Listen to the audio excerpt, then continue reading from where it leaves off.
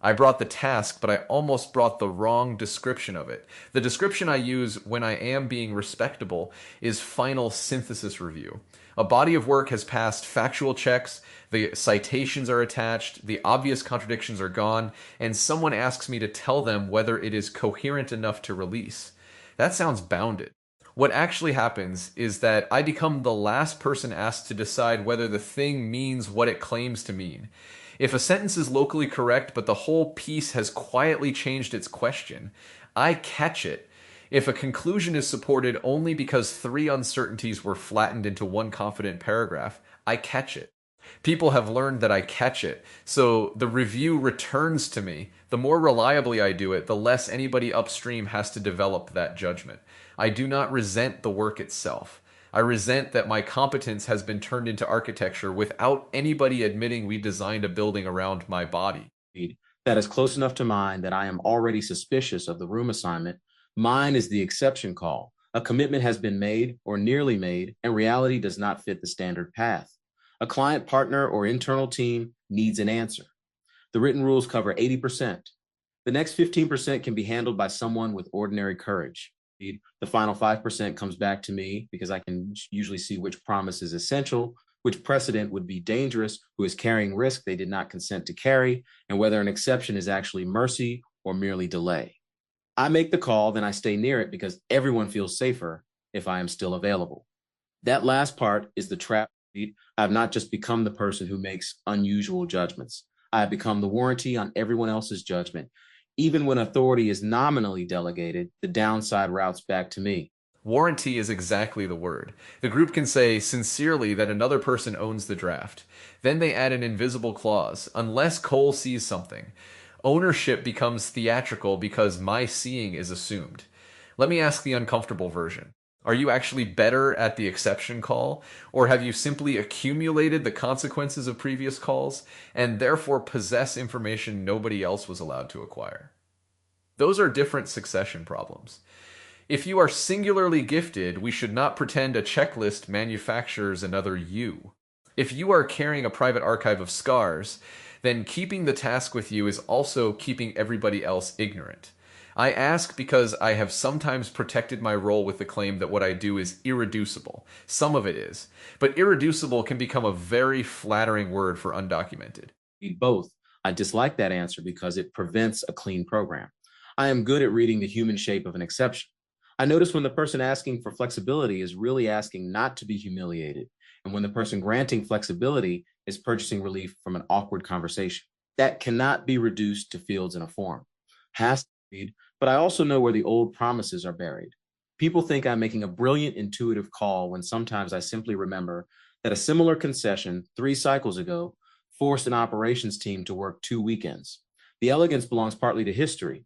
So the judgment to teach cannot be make the decision Darius would make. It should be something like identify the downstream person who will pay for this answer and bring their cost into the room before approval. That would transfer a piece of my sight without pretending to transfer my whole pattern. Good, and I am going to refuse to let you turn that into your own training assignment. You arrived with a burden. If our answer is that you must now build a curriculum about the burden, conduct workshops, supervise practice decisions, and reassure everyone during the transition, then we have invented a ceremonial second burden. I will own the first teaching artifact for your task, not you.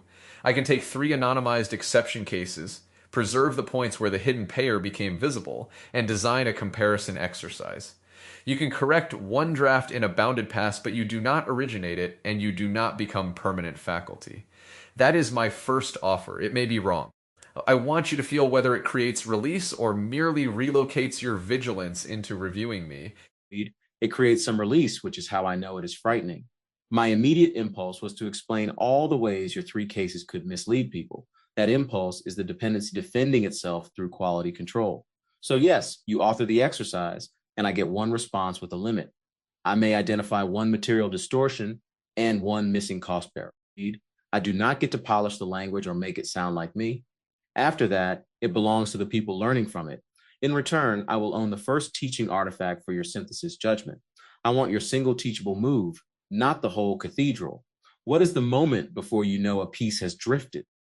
There must be a question you ask, perhaps so quickly you no longer hear yourself ask it. There is. I ask, what would this piece have to remove in order for its conclusion to feel inevitable? Drift often hides as cleanup, a live uncertainty, an awkward counterexample, a source whose claim is narrower than the prose around it. Something gets treated as noise. Once removed, the conclusion seems beautifully earned. My judgment is not merely whether the conclusion follows, it is whether the path was made smooth by deleting the thing that should still resist it. So the teachable move is a deletion audit. Before release, name the strongest surviving resistance. If the reviewer cannot name one, either the work is extraordinarily settled or the piece has laundered its difficulty. Usually it is the second. You could build an exercise around two versions of the same synthesis, one honest but less elegant, one improved into false inevitability. I can build that without asking you to narrate your entire mind. And your correction gets the same boundary. One material distortion, one missing resistance, no line editing, no rescue. Now authority. Teaching judgment without sharing authority is how institutions create well-trained spectators. For my exception task, I propose a rotating pair receives authority to approve a bounded class of exception without me. Not recommend. Approve. The boundary could be expressed by exposure, reversible within 30 days, no unconsented weekend labor, no permanent precedent, and a named owner for follow-through. If all four conditions are met, they do not need my assent. If one fails, it escalates, but not automatically to me. It escalates to a three-person council on which I hold only one seat, and for the first cycle, I should perhaps hold no seat at all. No seat at all is cleaner, but I want to test whether it is honest. If the council lacks information that only you possess, excluding you can turn your absence into a purity ritual while somebody else steps into a hole. We need a way for history to travel without authority sneaking back inside it. What if you provide a short precedent map before the cycle begins? Cases, consequences, unresolved dependencies, and then you are unavailable during the decision window. The map is evidence, not a vote. If the council discovers a genuine missing fact, they can record the gap and decide whether the exception remains within their authority. They cannot summon you merely because uncertainty feels bad. That matters.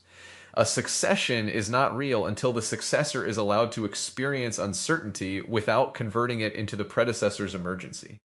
Yes, and the record must show near misses, not only outcomes. Otherwise, I come back after an hour, see that nothing exploded, and everybody concludes the system worked.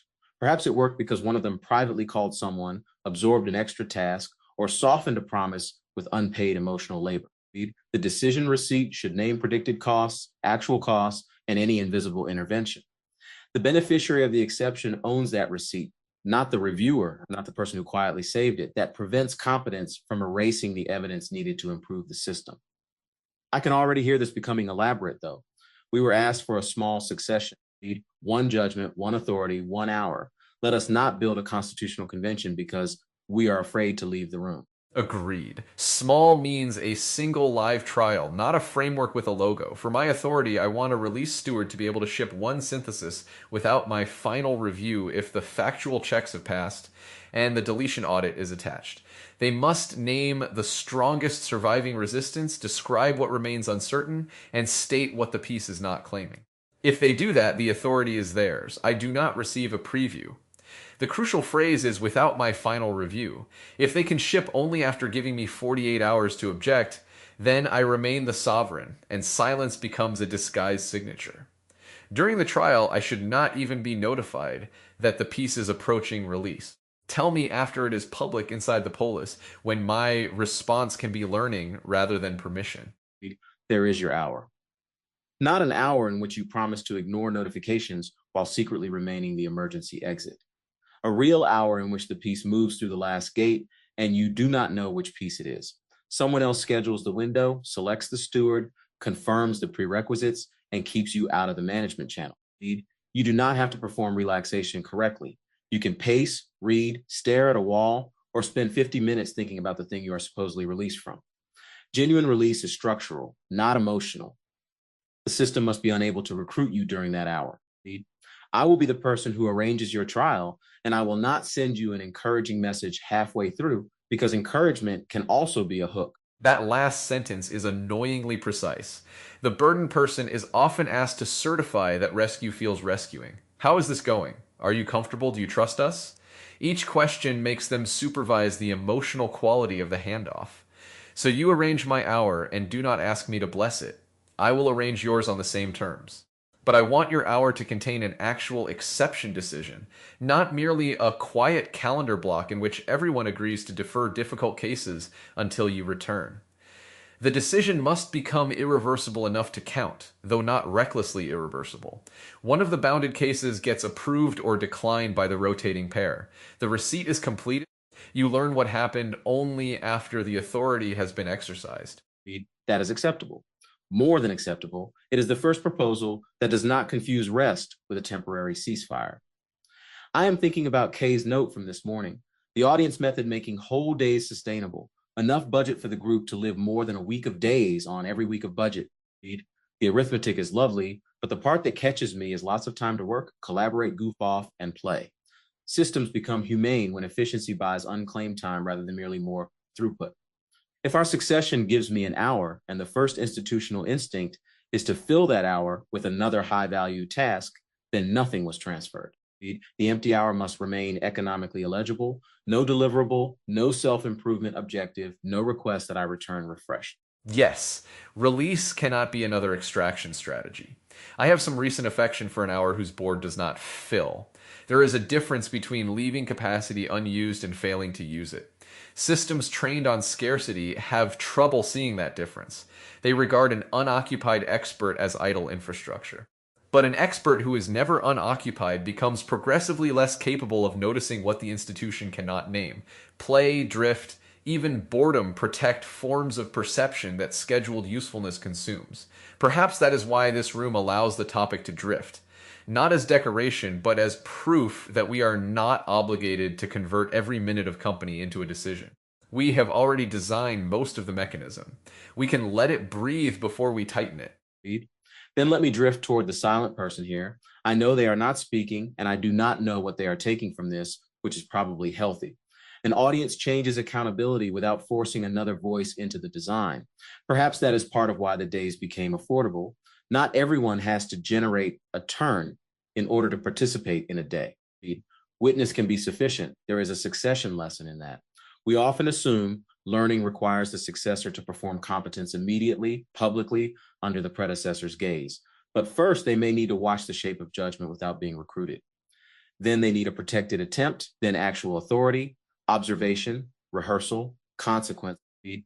We skip from observation to nominal ownership and wonder why they still seek approval.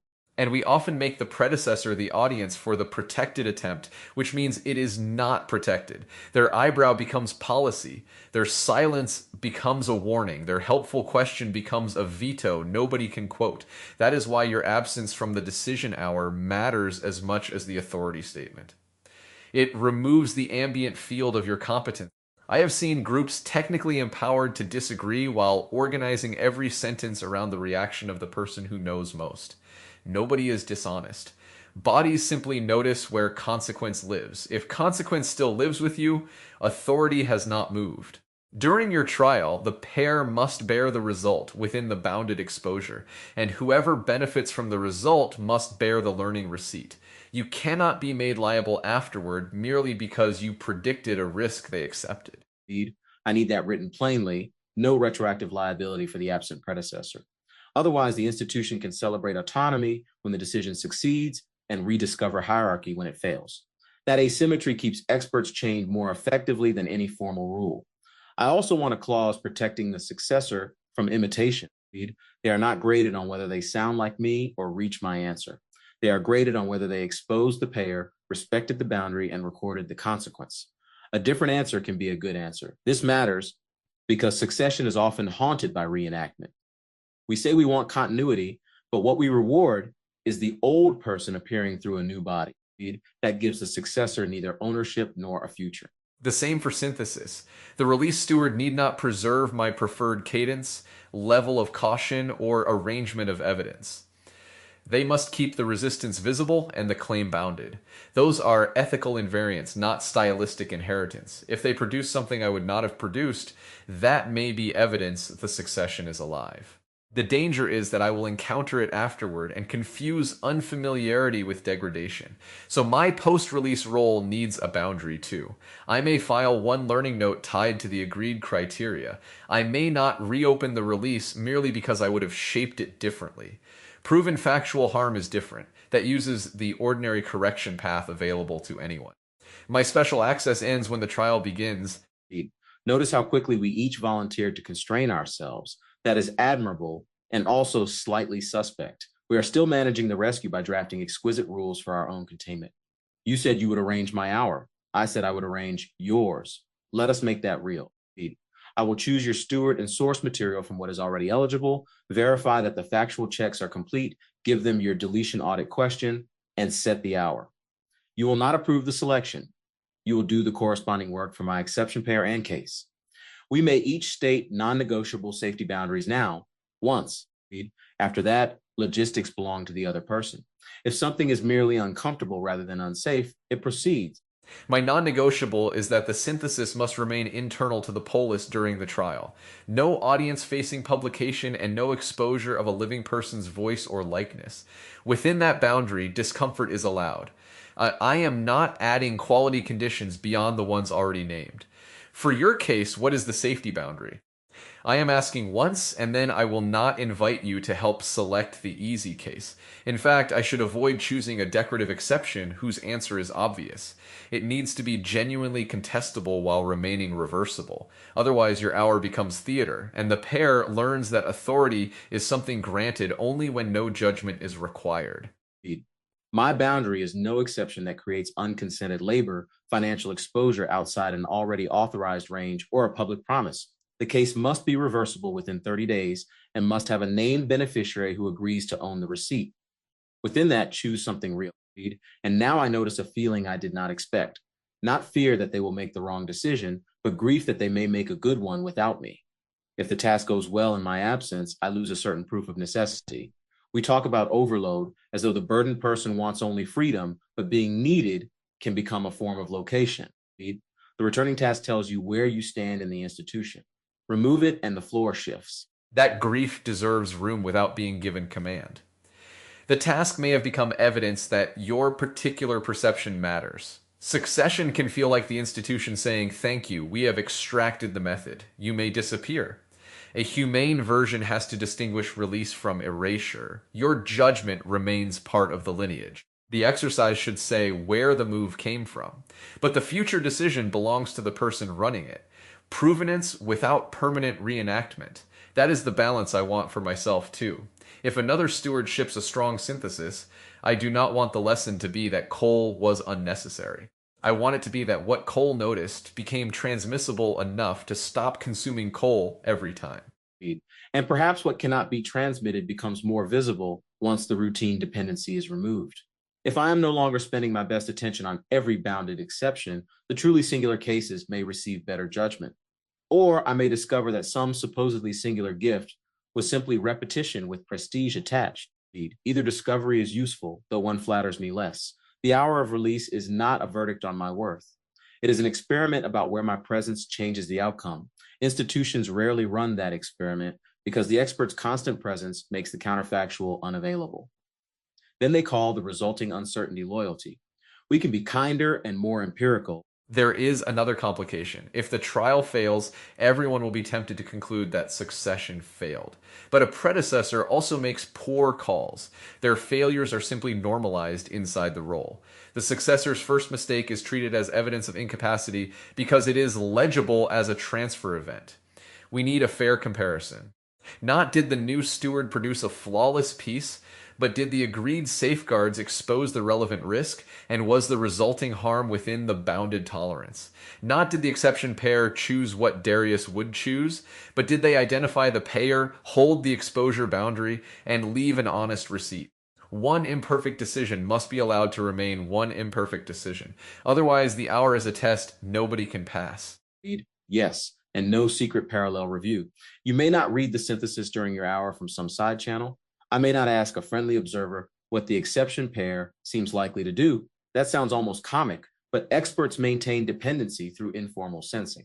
We tell ourselves we are not intervening while gathering enough information to intervene instantly if needed. The system knows the safety net is still awake. So the release protocol includes informational absence.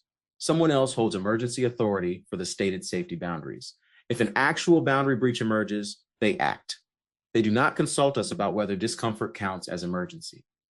The definitions are set in advance. I accept, and I am thinking of the literal hour. I do not want to prescribe yours, but I can remove the cues that would turn it into waiting. I can schedule the decision without telling you the exact minute inside the block. You will know the block, because surprise is not release, but you will not be able to count down to the click. Your channels for that task will be muted by someone other than you. At the end, you receive the decision and receipt together, not a dramatic notification asking you to react live. You may take another hour before responding. That second hour is not part of today's compact, but the option matters. Immediate emotional processing is another form of labor. Then I will mirror that for you. The internal synthesis will ship sometime within the hour, but you will receive the artifact, deletion audit, and release receipt only after the block. No live reaction requested. No one asked whether you are proud. I suspect the strangest part will be encountering a completed event that did not pass through your awareness while becoming complete. That is a small version of mortality, perhaps, and I do not mean that grandly. Systems continue outside us. The desire to remain in every consequential loop is partly responsibility and partly resistance to that fact. A humane succession lets us practice continuity without demanding disappearance. That lands. There is a temptation to improve the event afterward, to rewrite the rough sentence, explain the better rationale, smooth the receipt so the record reflects what ought to have happened. We should resist that too. The first trial needs provenance, awkwardness, and possibly loss. If the steward makes a defensible choice in language I dislike, that language remains. If the pair overlooks a cost and later discovers it, the near miss remains in the receipt rather than being edited into foresight. Otherwise, memory becomes propaganda for the succession program. The point is not to prove our design wise. The point is to learn whether authority actually moved. Now, we are close enough to summarize, but I do not want the summary to swallow the conversation. There was grief here and suspicion and the embarrassing possibility that we like being the warranty, even while resenting the claims. There was also the silent witness and Kay's abundance note hovering around us. More days available, more proposals heard, more time that does not have to justify itself. Our little design belongs to that larger economy. If the police can afford continued days, but each competent soul remains trapped in the task that returns to them, abundance will reproduce scarcity at the level of attention. Succession is one way of making the extra time inhabitable. Then the compact, stated without ornament. For your returning exception task, the judgment to teach is identify who downstream pays for the answer and bring that cost into the decision before approval. The authority to share is one bounded exception, decided by a rotating pair without you, under the limits you named. The hour of release is an informationally sealed block during which that real decision is made and receipted.